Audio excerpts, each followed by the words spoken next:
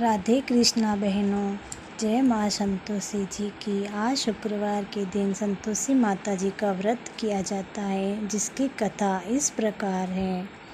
प्राचीन समय की बात है। एक बुढ़िया के 7 बेटे थे। 6 बेटे बुढ़िया के अच्छे कमाते थे और 7वां बेटा कुछ कमाता नहीं था। वह बुढ़िया अपने 6 बेटों के लिए रसोई बनाया करती थी और उस 7वें बेटे को उनका बचा कुचा जूठा खाना दे दिया करती थी। वह उसकी पत्नी यह सब जानते हुए भी चुप थी, लेकिन उसका पति बेचारा भोला भाला था। अपनी माँ की यह चालाकी समझ नहीं पाता था। अपनी माँ से वह बहुत प्रेम करता था। एक दिन वह अपनी पत्नी से बोला कि मेरी माँ मुझसे बहुत प्रेम करती है। उसकी पत्नी की आंखों में आंसू आ गए। पति बोला, क्या हुआ, तुम क्यों रो रही हो? पत्नी चुप रही, उसने कुछ नहीं कहा। पति के बार बार पूछने पर पत्नी ने कहा, आपकी माँ आपको आपके भाइयों का जूठा खाना खिलाती है। उसके पति ने निश्चय किया कि मैं अपनी माँ को पत्नी के सामने सही साबित करके रहूँगा। इसलिए उसने एक दिन छुपकर रसोई की निगरानी शुरू कर दी। उसने देखा उसकी माँ 6 भाइयों को अच्छे अच्छे पकवान, खीर, हलवा, पूरी आदि सब बनाकर खिला रही है। जब वे 6 भाई खाकर उठ गए तो उसकी माँ ने उन सब की थाली में से जूठन लेकर अब उसके छोटे बेटे के लिए थाली लगा दी। वह छुपा हुआ यह सब देख रहा था। जब वह अपनी माँ के पास आया तो माँ बोली, आ गया बेटा, ले खाना खा ले। तो उसका लड़का बोला, नहीं माँ, मैं खाना नहीं खाऊंगा, मैं तो परदेश जा रहा हूँ।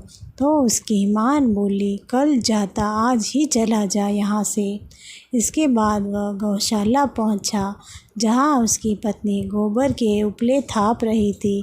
वह उसे समझाकर बोला, मैं परदेश जा रहा हूँ, तुम भली भांति संतोष से रहना और अपने पत्नी धर्म का पालन करना। यह सुनकर उसकी पत्नी बोली, स्वामी आप निश्चिंत होकर जाइए और मेरी चिंता मत कीजिए। मैं यहाँ सबके साथ राम भरोसे जी लूँगी। आप मुझे आपकी कोई निशानी दे दीजिए, जिसे देखकर मैं आपको याद करती रहूं। पति बोला, मेरे पास इस अंगूठी के सिवा कुछ भी नहीं जो तुम्हें दे सकूं। लो ये तुम सब रख लो और तुम्हारी कोई निशानी मुझे दे दो।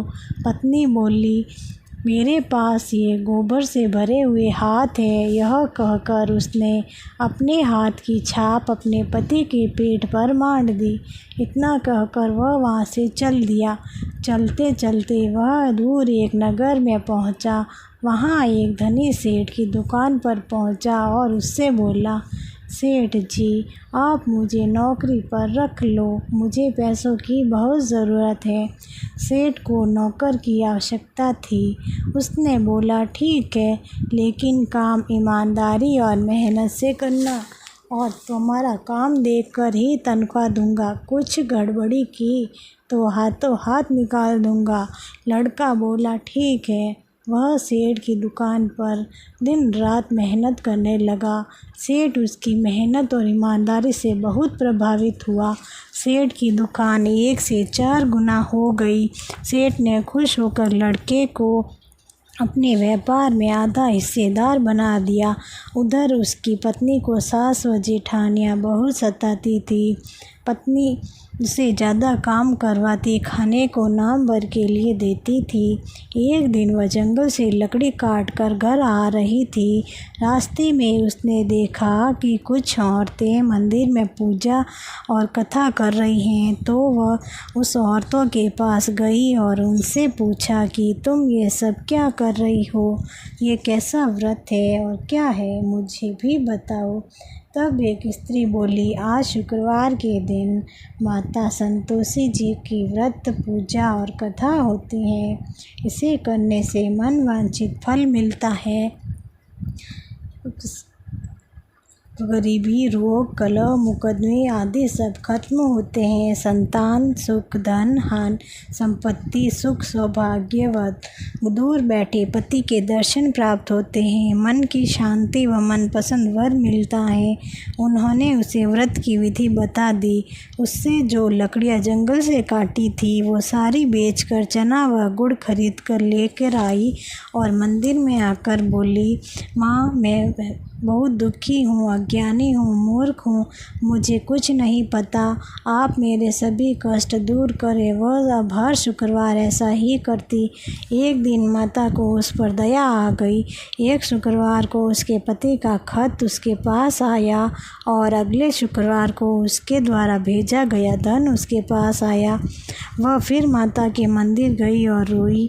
बोली, माँ, मैंने आपसे धन कहाँ मांगा था, मैंने तो अपना सुहाग वापस मांगा था। तब माता प्रसन्न होकर बोली, जा बेटा, तेरा पति जल्द ही तेरे पास आएगा। वह प्रसन्न होकर घर आ गई और कामकाज में लग गई। उसकी सास व जेठानियों को बड़ा अचंभा हुआ कि हम इसे कितना दुख देती हैं, फिर भी ये इतनी खुश कैसे रहती हैं। उधर संतोषी माँ ने उसके पति के स्वप्न में आकर उसे पत्नी की याद दिला दी। वह बोला, माँ, मैं कैसे जाऊँ, परदेश की बात है, हजारों लेन देन व हिसाब किताब है, कैसे करूँगा ये सब मैं। माँ बोली, तुम चिंता मत करो, सुबह उठकर मुझे याद करना और घी का दिया जलाना। उसने सुबह उठकर यही किया। देखते ही देखते सारा लेन देन खत्म हो गया और धन का ढेर लग गया। अब वह अपने गांव रवाना हो गया। गांव में चारों ओर आंधी चल रही थी। पत्नी बोली, माँ, ये सब धूल क्यों उड़ रही हैं। माता बोली, पुत्री, तुम्हारा पति घर आ रहा है, तू लकड़ियों के 3 ढेर बना, एक नदी किनारे रख दे, दूसरा यहाँ रख दे और तीसरा तेरे सर पर रख दे। इस गट्ठर को देखकर तेरे पति के मन में मोह पैदा होगा और घर जाकर कहना, सासू जी, लकड़ियों का गट्ठर लो, भूसे की रोटी दो और फूटे नारियल में पानी दो। आज मेहमान कौन आया है। उसने वैसा ही किया। घर जाकर लकड़ी का गट्ठर रखकर बोली, सासू जी, भूसे की रोटी दो, फूटी नारियल में पानी दो, आज मेहमान कौन आया है। यह सुनकर बुढ़िया दौड़कर बाहर आई और बोली, बेटी, तेरा पति घर आया है, अच्छे कपड़े और जेवर पहनकर श्रृंगार कर, मीठी बात का भोजन कर और रस पी। इतनी में उसका पति भी बाहर आ गया और अपनी अंगूठी देखकर बोला, माँ, ये कौन है। माँ बोली, बेटा, ये तेरी पत्नी है, दिन भर फिरती रहती हैं, कुछ काम नहीं करती, तुझे देखकर नखरे कर रही हैं। बेटा बोला, माँ, मुझे सब दिख रहा है, यह क्या हो रहा है। वह बोला, मुझे दूसरे घर की चाबियाँ दे दो, मैं वहीं रहूँगा। माँ बोली, ठीक है, जो तुझे सही लगे वही कर। माँ ने चाबियाँ फेंक दी। बेटे ने अलग घर में अपना सामान रखा और पत्नी को लेकर वहाँ चला गया। देखते ही देखते वह और धनी हो गई। जब शुक्रवार का दिन आया तो पत्नी बोली, मुझे संतोषी माता के व्रत का उद्यापन करना है। वो बोला, खुशी से करो। उसने तैयारी शुरू कर दी। उसने जेठ के लड़कों को जीमने बुलाया। जेठानियों ने अपने बच्चों को सिखाकर भेजा कि खाने के बाद खटाई की जिद करना, जिससे उसका नुकसान हो जाएगा। लड़के खटाई की जिद करने लगे। उसने मना कर दिया तो लड़कों ने पैसे मांगे तो उसने दे दिए। लड़कों ने उन पैसों से खटाई खा ली, जिससे संतोषी माता क्रोधित हो गई। दूसरे दिन उसके पति को राजा ने बंदी बना लिया। वो बेचारी रोती हुई माता के मंदिर गई और बोली, माँ, ये क्या कर दिया। माँ बोली, तूने अहंकार वश मेरा व्रत तोड़ा है।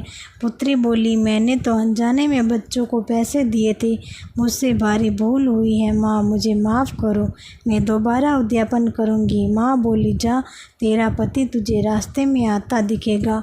वैसा ही हुआ। पति बोला, मुझे तो राजा ने मिलने बुलाया था। अगले शुक्रवार के दिन फिर उद्यापन किया। जेठ के लड़कों को बुलवाया। जेठानियों ने फिर उन्हें सिखाया। लड़के बोले खटाई मिलेगी, वह बोली खटाई तो नहीं मिलेगी। अब उसने ब्राह्मण के लड़कों को बुलाया और दक्षिणा दी। माता प्रसन्न हो गई। 9वें महीने में उसके गर्भ से सुंदर पुत्र पैदा हुआ। वह उसे रोज़ मंदिर ले जाने लगी। एक दिन माँ ने सोचा, ये रोज़ यहाँ आती है, क्यों ना आज मैं इसके घर जाऊँ, इसका ससुराल देखती हूँ। संतोषी माता ने भयानक रूप धारण किया। गुड़ चने से सना मुँह, सूंड के समान होठ, जिन पर मक्खियाँ भिनभिना रही थी। ऐसी सूरत में वो उसके घर गई। दहली में पैर रखते ही उसकी सास बोली, अरे देखो कोई डाकिन आ गई, इसको भगाओ यहाँ से, बच्चों को खा जाएगी। सभी लोग घर व खिड़की दरवाजे बंद करने लगे। ऊपर की खिड़की से उसने देखा और खुश होकर बोली, आज मेरी माता घर आ गई, आज मेरी माता घर आ गई। सास बोली, अरे पगली, इतना खुश क्यों हो रही है? कौन है ये? कौन सी माता? किसकी माता? बच्चे को भी पटक दिया और बोली, सासू जी, मैं जिन संतोषी माता का व्रत करती हूँ, ये वही माँ है। और सारे खिड़की दरवाजे भी खोल दिए। माँ के पैरों में गिर जाती है और घर के सभी लोग माता को प्रणाम करते हैं। कहते हैं, माता हम अज्ञानी हैं, मूर्ख हैं, हम आपकी व्रत की विधि व पूजन नहीं जानते, हमने आपका व्रत भंग किया, हमें क्षमा कर दो। जगत माता हमारा अपराध क्षमा करे। माता बहुत ही खुश हुई। हे माता, जैसा आपने बहू को फल दिया, वैसा ही संतोषी माता की व्रत कथा करने वाले को और सुनने वाले को, ओंकार भरने वाले को, सभी को फल दें। संतोषी माता का व्रत करने से सभी मनोवांछित फल प्राप्त होते हैं। जो कोई भी भक्ति भाव और श्रद्धा से माँ संतोषी को याद करता है, माँ उसके सभी कष्टों का निवारण करती हैं। हे माँ, जैसे तुमने दुखिनी के दुखियों को दूर किया, वैसे ही सभी भक्तों के कष्टों को दूर कीजिए। जय माँ संतोषी जी की, जय माँ संतोषी जी की, जय माँ संतोषी जी की।